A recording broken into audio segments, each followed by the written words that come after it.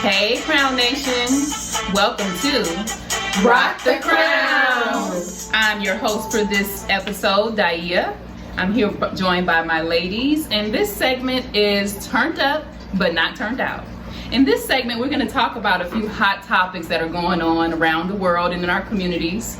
Our very first topic we're going to talk about is our girl Beyonce. Yes. So Beyonce was recently in the news in an Elle interview where she said she was going to take some time off to focus on her mental health. Yes. She went on to say that balancing life and work was stressful for her. So we're going to kind of talk about that and talk about some of the things that women go through in trying to balance out their life, you know, and trying to have family and trying to have work and business. Right. And so our question we're kind of throwing out there to you all is, can we have it all? Can women have it all? Can we have it all? So let's go around and let's kind of talk about, you know, this decision that Beyonce made, and, you know, what is it that you think, you know, kind of led her to go into that, and to make that decision? Okay, I'll start it off. All right. So I personally think women can have it all, but not at the same time. So I think that we've kind of been led to believe that having it all means at one time. And so when I was raising my children, I think one of the challenges that I had was a lack of support. And so the decision that she's making to kind of do it on her own, but with the mindset that, you know, this also leads to mental health is important. So the lack of support that I had when my children were younger, I have 4 sons, and I have a daughter who doesn't live with us. But with my 4 sons, I lived in Dallas, and my mother worked a lot, so she wasn't necessarily available. And then, of course, my brothers were there, but I was older than them, and I was married, and they weren't married yet. And so, and I didn't have a lot of friends that were in the city. And so what I had to do was kind of figure it out, like moms do. You just kind of figure it out. You have to kind of see what your challenges are.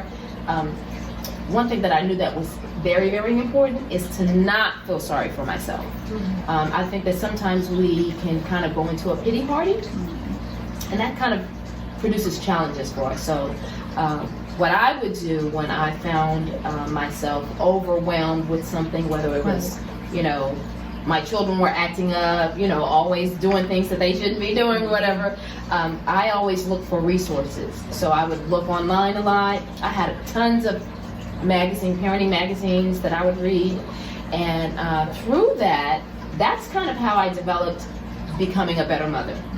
Reading articles and finding that, and that really became my source of support in terms of like when my children were growing up. So lack of support is something that women kind of face, but it's something that you can definitely overcome as well. You know, for some reason, one of the things that just came to my mind was, you know, as little girls, how we play with our baby dolls, and, you know, or different segments of, you know, like, you know, say if one is in counseling and they're trying to see a little kid and how their thought process is, and they put them in a room with these toys, you know, so they got baby dolls and this and that. And oftentimes what they do is they act out what it is that they usually see on a general basis or in their home or whatever. And so, you know, if you see them start really acting crazy, abusing that doll, then you know that's a sense of what they're around. Right. So as you were talking, one of the things that made me think about was my own upbringing and the good example that I had with my parents, just being there. And, you know, and for me, you know, I was blessed to have a 2-parent household. Because, you know, a lot of times, you know, these days we don't have that. And so I kind of started out in my life with a 2-parent household. You know, my first marriage, I was married for 12 years, but 6 children, but I ended up single for a long time after that. And so I think that looking back on that, when you talk about a support system or being able to lay the foundation for certain things, I felt like God had instilled something in me back then that I really was not really truly aware of.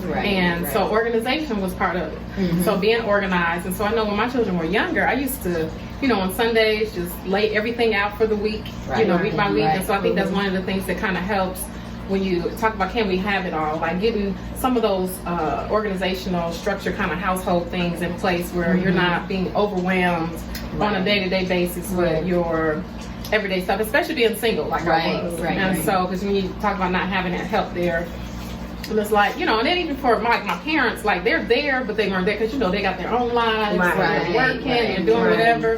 And so, you know, a lot of times you may try to call on a friend. And it's funny because for me, even though I had all those kids, everybody in the neighborhood, everybody and their mama always seemed to drop their kids off in my house. One more did not make a difference. And sometimes, most of the time I kind of felt that way. It's like, yeah, sure, you know, but then you still have your days where you're really wanting to, you know, you just like, you like looking at everything and you're like, okay. And you know, you really want to be successful with whatever it is that you do. And I, you know, speaking of divorce, I think that was one of the things that, you know, a lot of times as women, we kind of really give ourselves to everything else except for ourselves. And so, you know, now there's no man there, there's children, but it's a little bit different twist and perspective on things, you know. And so I found myself thinking a lot about where do I go from here, you know. And so I ended up going to school, you know, and then graduated and went back to school again and graduated and moved to Atlanta, you know, and graduated. And so, but the struggle always was there, you know, so definitely seeing that. And so, you know, when you spoke of Beyonce earlier, I know that, you know, she seems to be doing a lot, right, Nafisa? She seems to be doing a lot, and one of the things too that you got to keep in mind when we talk about having it all is what phase that you're in your life. Because of course, you know, I'm a firm believer you can have it all, but just not all at the same time. So take advantage and see, like, okay, what phase am I in my life? And particularly when you talk about, you know, establishing a career outside the home or building a business outside the home, and people are trying to manage both of those things, it's a lot. And so for me in particular, you know, I worked a lot outside the home. I may only been given maybe 60 or 70% to my career outside of the home because I wanted to give more time and more focus and more energy on raising my family.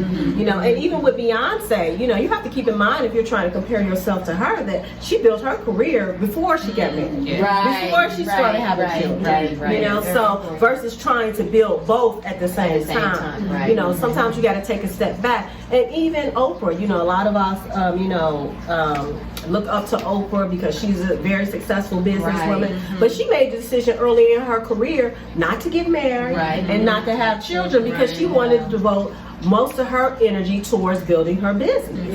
You know, so I'm just saying that you can have those different things, but just make a conscious and intentional choice about where you place your time and where you place your energy. And depending on what phase you are in your life, that focus can shift. And I think over time that definitely has shifted because more so women, the mindset has been to get married, work, have a family, and then you know along the way you kind of get your little pieces in here and there. Whereas a lot of women these days, you know, and it's been that way for a minute now. You know, they want to get their career established first, so that, you know, because they feel like there's something they can't do after they get married, or to be much harder to do, you know, after they get married. So, but it could definitely be done, but it's a struggle. You know, it's not an easy thing, but just not giving up and keep working toward that thing. And even to Naima's point about the lack of support, so even that, you know, emotional support is important because when we think about Beyonce, you know, Beyonce has money to hire nannies, to hire chefs. You know, she can have, you know, people doing basically her motherly duties for her, but she chooses to drop her children off every day at school. You know, she chooses to kind of do those things on her own. So with her making that choice, it is still very important that we still have that emotional support. You know, and one thing that she mentioned is that she's taking time off to focus on her mental health. So I don't want us to pass over, you know, that without really going in and talking about mental health and the importance of you know, us taking care of our mental. Because a lot of times we focus on the physical, you know, we're working out, we're eating well, you know, what about slowing down and taking time to, you know, really digest what's going on in your mind? You know, really figure out, you know, what are you needing, you know, to make yourself whole so that, you know, like Neff said, you can give to your children, you can give to your spouse, you know, you can give in your business, you know, so we have to first be whole. And so just really putting time and effort into our mental health. and trying to make that, a focus, in our daily lives. So with that, I'll go ahead and close out this segment. Beyonce, I want to say that we are super proud of you. We love your music. We love you. You're a wonderful example of a woman, having it all, but recognizing when you need to take time out and recognizing when you need to take a break, So that's it for us here. We hope you ladies will tune in to us next time on the next episode. Like us on Facebook. Subscribe to us on YouTube. Yes. Okay, we're here. All right. Thank you so much. And remember, we'll see you next time on Rock the Crown.